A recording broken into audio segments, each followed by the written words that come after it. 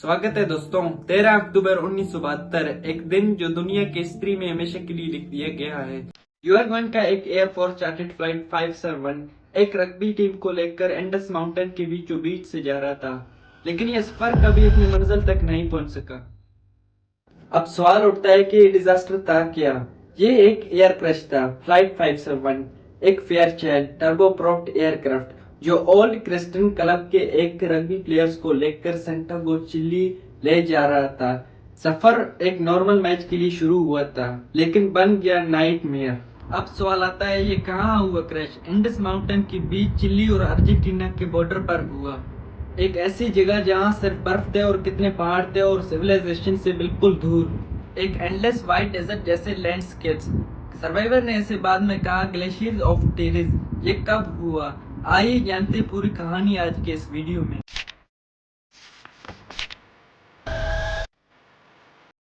Video शुरू करने से पहले दोस्तों आप लोगों से रिक्वेस्ट है, अगर आप लोगों ने अभी तक मेरे चैनल को सब्सक्राइब करो और आगे दोस्तों को शेयर करो, ताकि एज सून एज पॉसिबल इस वीडियो में 10,000 सब्सक्राइब मेरे कंप्लीट हो सके। 13 अक्टूबर 1972 हिसाब का एक दिन था, जब एक खुशनुमा सफर मुसीबत में तब्दील हो गया। इस दिन के बाद अगले 72 दिन इंसानियत के सबसे सख्त सर्वाइवल टेस्ट में बदल गया।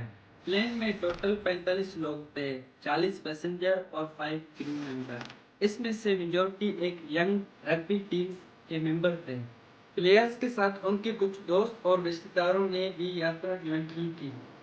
मतलब एक छोटी सी कम्युनिटी जो मैच के लिए एक्साइटेड थी। सवाल ये उठता है, फ्लाइट क्यों चल रही थी? यूरुग्वे से सैंटियागो चिली में एक फ्रेंडली मैच खेलने जाना था। माउंटेन विडियो से उड़ान भर गई थी, रोटेट क्रॉस कर रहे थे एंडस माउंटेन को। रग्बी के जज्बा और दोस्ती के बीच किसी ने सोचा था कि नेचर का इम्तिहान सामने आने वाला है।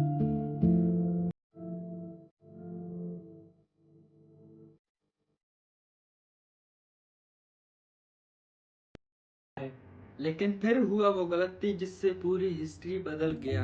फ्लैट क्रू को लगा कि वो टर्निंग पॉइंट क्रॉस कर चुके हैं। उन्होंने डिस्टेंस शुरू कर दिया, लेकिन ऊंचाई और पोजीशन का गलत कैलकुलेशन हुई। रिजल्ट प्लेन सीधा एंडस का एक रेडगो से टकरा गया।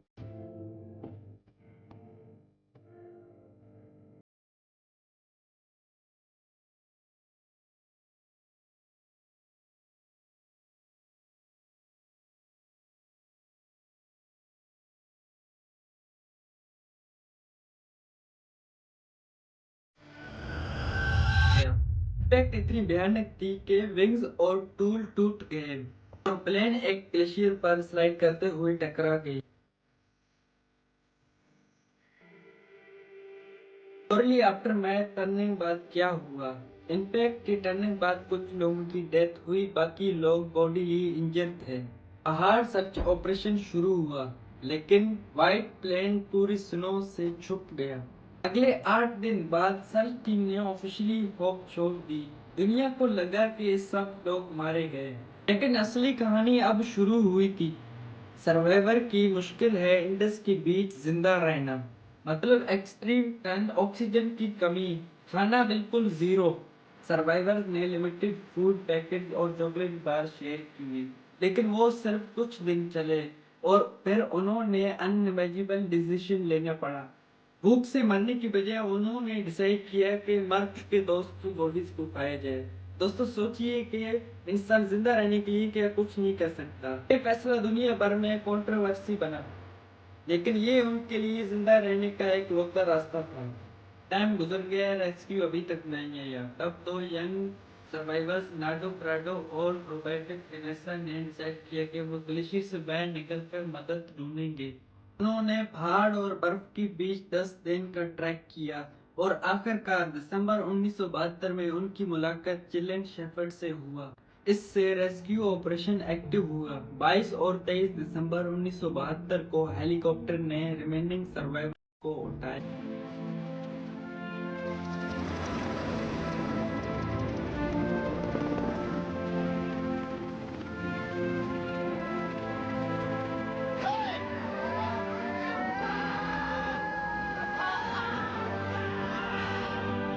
70 दिन बाद सिर्फ 16 लोग बच गए, बाकी लोग या क्रैश में या ठंड और एवोल्यूशन से मर गए।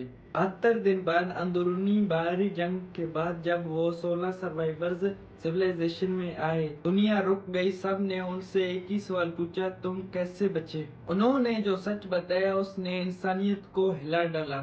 सर्वाइवर्स ने अपनी कहानी छुपाया नहीं। उन्होंने कहा है उन्हें अपने मर चुके दोस्त का गोश्त खाया है, लेकिन दुनिया ने उसे जज नहीं की, बल्कि दुनिया ने उन्हें सलूट कहा।